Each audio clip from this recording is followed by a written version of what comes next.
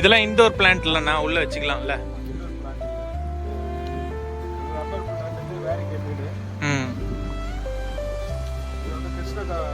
கமலம். Okay.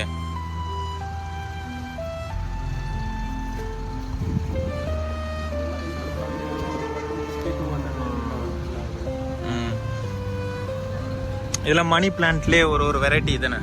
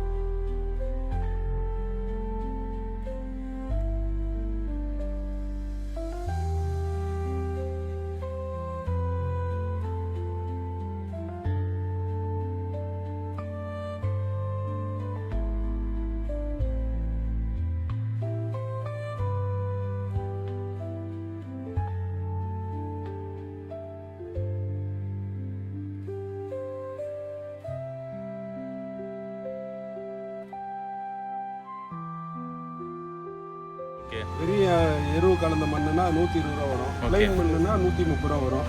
அதே வந்து எருவு வந்து 15 கேஜி வந்து ஒரு 190 ரூபா வரும். ஓகேண்ணா. இங்கே தான் மண்ணெல்லாம் பேக் பண்ணுறதாண்ணா? மண்ணு இங்கே தான் சார், பியூர் மண்ணு. ஓகே.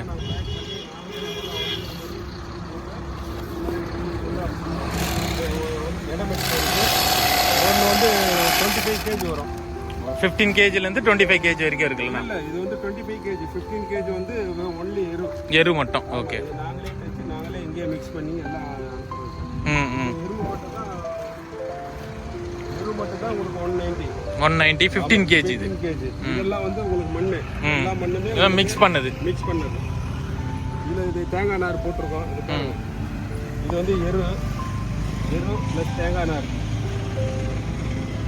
தெரியுதுண்ணா. மொத்தம் 3 கலந்து தான். இது வந்து F40 மிக்ஸ்ன்னு சொல்லுவோம், F மிக்ஸ்ன்னு சொல்லுவோம். இதுலேயே வந்து எருவு மண்ணு கலந்தது, வெறும் எருவு மண்ணு கலந்தது மிக்சிங் சொல்லுவோம். இது வந்து 120 ஆகும் இந்த ரேஞ்சு. இது வந்து 150.